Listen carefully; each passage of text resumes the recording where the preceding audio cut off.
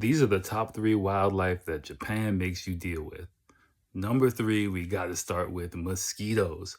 Oh my goodness.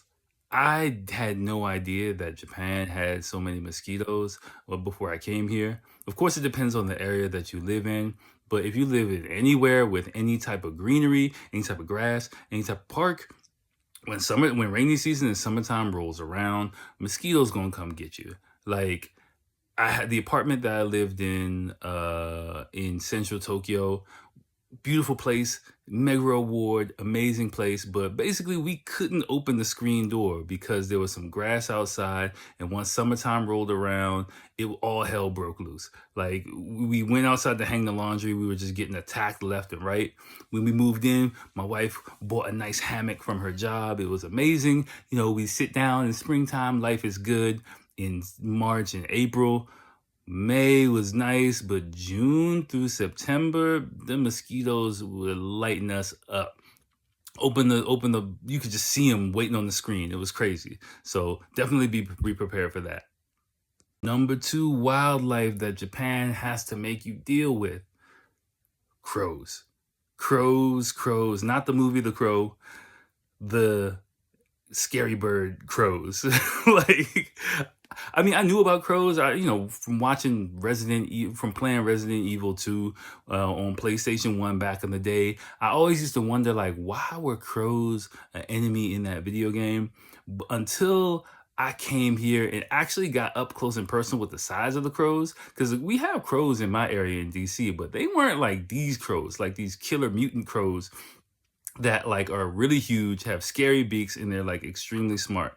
Like, I remember one time I lived in another place in central Tokyo I lived in. It was near another park. It was near a park, a really big park too, in Musashi Koyama in Tokyo. Beautiful place, live right near the park.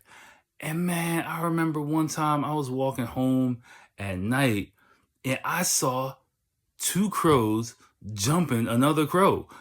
I never seen this before. Like, I was like, yo, should I intervene? Should I? And the crazy thing was, like, one crow was beating up the other crow, and the second crow was on lookout. He wasn't doing anything. He was just like making sure the other one didn't get away, checking, watching the other one's back while he's putting in work, like beating down this other crow, and it's like on his back, it's crying like, yo, somebody help me, man, get up off me, I didn't mean it. And the other crow is just digging into him, and like, I'm seriously, like, they just both stopped for a second. Like, I got close because I had to walk home. I'm like, yo, I'm not trying to get in this crow beef right now, but like, I like kind of walked past a little bit, and they stopped beating them down for a second and like looked at me like, yo, what you gonna do? You want some of this? And I just kept walking. Once I got to a safe distance, he just started going in on him again. And like, I don't know what that crow did. He must have infringed on some other rival crow territory or something. But crows, like, when I first got here, just seeing the size of the beaks, how big they were, and then how they were just fearless. Like, I saw another crow one time. It was like stalking a pigeon.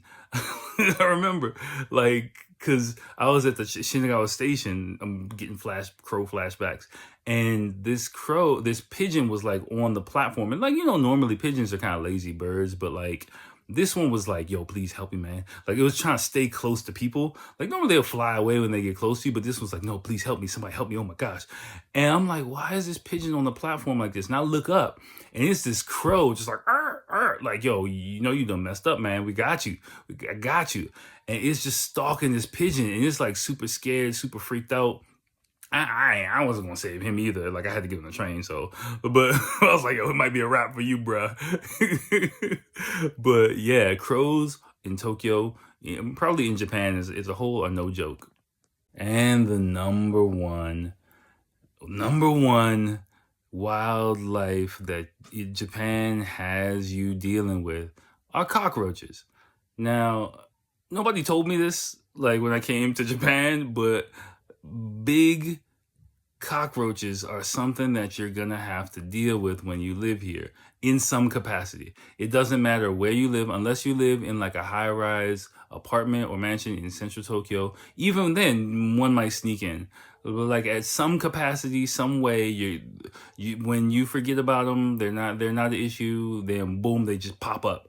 And I'm not talking about like a little small. I'm talking about like big jungle cockroaches. So, luckily I'm able to, I've learned enough over my time in Japan to keep them out, outside, not invite them inside. But maybe about once a year or something like that, you'll wake up and you hear a little and you're like, oh, there they go. Like, they got in, So, even at work too, at your office, if you live in an office, like, one might come rustling in from outside, like, hungry, looking for some food or something like that. It doesn't matter what floor you're on.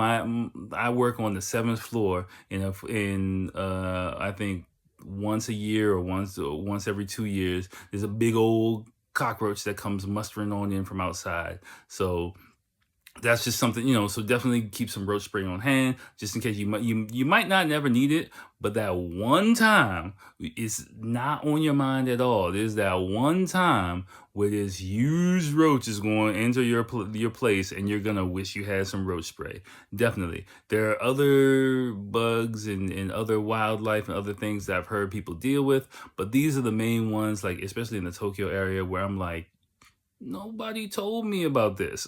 Like, and when you got to deal with it, because like I'm married, so my wife isn't killing the roach. I'm killing the roach. So what that means is she's not going to sleep unless the roach is dead. So what that meant was, like, especially like when we're living near parks or things like that, like I would just be in the house, start hunting down this massive insect like at 1 o'clock in the morning, and this with my wife, like, curled up in a little ball, like, is it dead, until I get rid of the damn thing. So yeah, that just a word of warning, like those are the things that you're probably going to have to deal with in some capacity if you live in Tokyo.